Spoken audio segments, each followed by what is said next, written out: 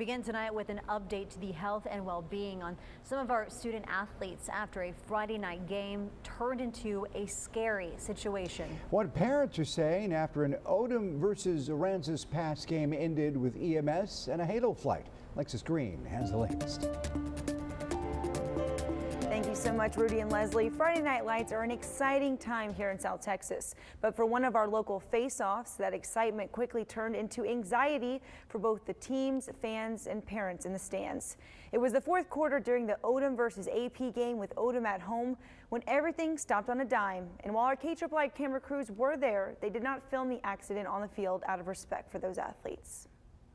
One of those players' fathers recaps what happened that night when the Panthers were punting. And Tim was coming from the left end, and his teammate was coming from the right end.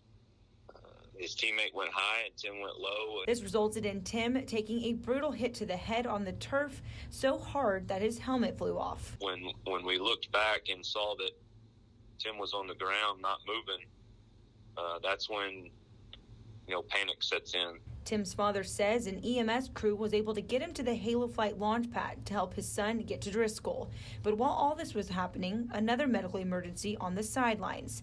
This time, one of the Panthers needed help. He looked at his friend and he said, "I'm getting really hot." And then next thing you know, he starts falling over and becoming unresponsive. That's Keisha Gunn, the mother of the senior football player for Aransas Pass, who describes the chaos on the field that night as her son suffered from a heat illness. In the stands, it was very hot. It was very humid that night. And then he said that they were on a turf field, and turf makes more heat. His mother said although he received excellent care, she is now pushing for updated UIL guidelines when it comes to heat safety. And how to cool the patient properly in the event that two things are happening at once, because we didn't have the opportunity to have EMS with us. Rightfully so, because the other kid kind of needed him more. Both families are thankful for the support they received on and off the field for their players. Just can't thank everybody enough for their concern and their prayers on Tim's behalf and his teammate and the player from Aransas Pass.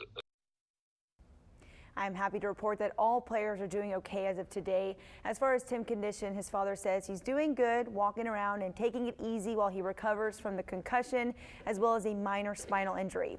Keisha's son is also doing well and will be taking the week off of sports for now. Keisha says she has started the conversation and talks with head coaches in the district to get on board with providing more thermometers at these games to easily detect the difference between heat stroke and heat exhaustion. Back to you guys.